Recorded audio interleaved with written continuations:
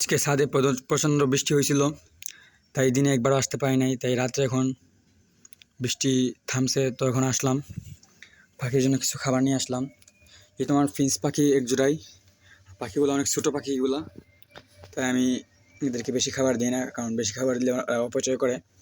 তো এই বৃষ্টির দিনে পাখির পরিচর্যা করতে গিয়ে একটু কষ্ট হয়, টাফ হয়ে যায়।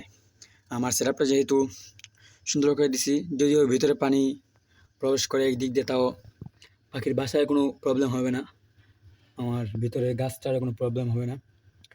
আমার সম্ভবত আমার পাখিটা এখনও জোড়া নেয় নেয় ভালো করে, তাই মেলটা ভিতরে আছে, এই যে মেলটা মাত্র বাইরে হইলো আর ফিমেলটা বাইরে থাকে। তো আমার সেটআপটা যেহেতু আলহামদুলিল্লাহ অনেক সুন্দর হয়েছে, এই জায়গায় বেগুন গাছ আর উপরে টিনের চালার উপরে আবার প্লাস্টিকের চালা দিয়েছে আরেকটা, তাই ভিতরে পানি প্রবেশ করে না। তখন আমি পাখিটাকে খাবার দিয়ে দিই, দেখি খাবারের কী অবস্থা। আইহু পড়া খাবার খাইছি, দিনে একবার সকালবেলায় দিয়েছিলাম খাবারটা পরিষ্কার করে, যে খাবার খাইছে খাবারের চুষাটা রয়ে গেছে। ফু দিলে কী হয়, যে খাবারটা খাইছে এর চুচা বাকল আছে, ওটা পড়ে যায়।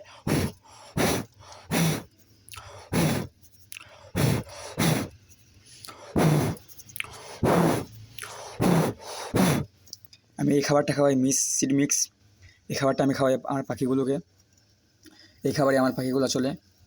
তো আর কিছু খাবার মিক্স করে দিলাম। পানির পাত্র এটা দিছি, এই পানির পাত্রে চলে, একবার পানি দিলে আমার অনেক দিন যায় আলহামদুলিল্লাহ। এই যে আমার ফিমেলটা লুকিয়ে আছে,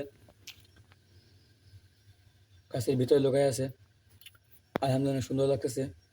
আমি ওদেরকে দিছি এই জন্য যাতে ওরা গাছের ভিতরে লুকালুকি করতে পারে, এই জায়গায় থাকতে পারে। আই হোপ ওরা খুব শীঘ্রই পেয়ার নিয়ে নেবে, কারণ মেলটা কিন্তু অলরেডি হাঁড়িতে বাসা বানাচ্ছে। আপনারা লক্ষ্য করে দেখতে পাবেন হাঁড়িতে নারিকেলের ছুবড়া দেখা যাচ্ছে।